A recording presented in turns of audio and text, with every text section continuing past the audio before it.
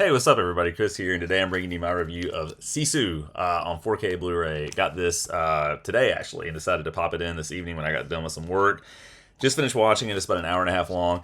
And I do want to review the movie and of course talk about sort of the goodies on the 4K disc, just the transfer, all that kind of stuff. But I didn't know a whole lot about this one going into it. I'd seen ads for it, when it was in theaters. I wanted to go see it and just could not make it to a theater to see it and have that experience. But this is an interesting movie. I had a lot of fun with it, and so let's jump right into it. So honestly, I don't even know where to begin with this movie. On the front, they've got a quote from Film School Rejects, a review outlet that calls it glorious carnage, and that's pretty much what I would say.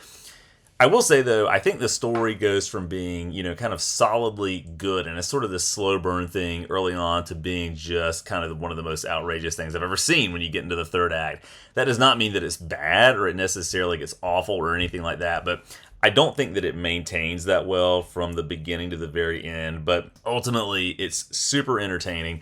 I mean, really, sort of the premise here is that, it's toward the end of World War II. The Nazis are sort of scorched earthing everything as they leave various countries. And in Finland, there's a character here who is a gold miner, and he finds some gold, a big stash of it, actually, not even a stash of it, a big sort of deposit of it is the term I'm looking for.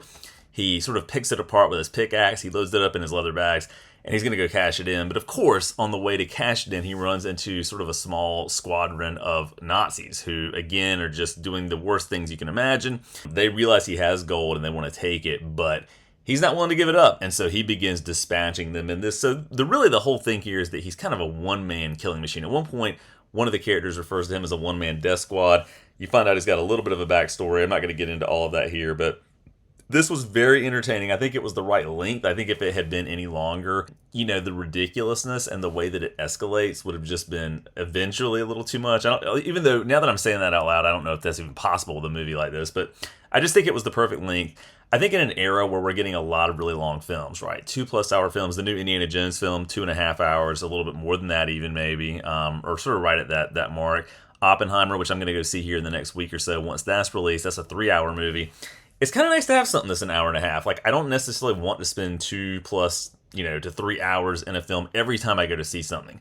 If the story necessitates that it be that long, that's awesome. Do that. Do what the plot needs to do to be fully developed. But I like sort of the compact nature of this. I got to talk about the gore in this. I mean, this is an extraordinarily gory movie. So if you're going into this thinking that it's going to be just sort of an interesting World War II era, a guy who's made it rich and is trying to get away from Nazis, but kind of tame sort of movie, that is not this. I mean, we're talking about people stepping on landmines and basically disintegrating when they do that. We're talking about heavy artillery hitting people. We're talking about all the kind of stuff that you might think of when you think of like a Tarantino movie potentially, but even sort of ramped up a little bit more than what you get with that. So they really sort of go all in on that piece of it.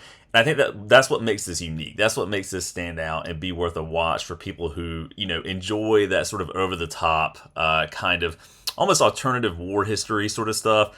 I'm not sure that's exactly what this is, but that's basically what it amounts to. So would I recommend watching it? For sure. Now, would I recommend buying the 4K disc? I would rent the movie or watch the movie if it shows up on somewhere like Max. I used to be HBO Max, but I guess Max now, and see what you think about it. If you like it, I think it's one that you'll want to revisit because the transfer of this does look really nice. Popped it in my 4K player, watched it on my Samsung QLED that we have downstairs, and it was just a really solid, really great picture. The sound was great. Again, I've said this in other 4K Blu-ray reviews. I don't have the best surround sound system set up, so it's kind of hard to judge that, but it sounded really good on my television.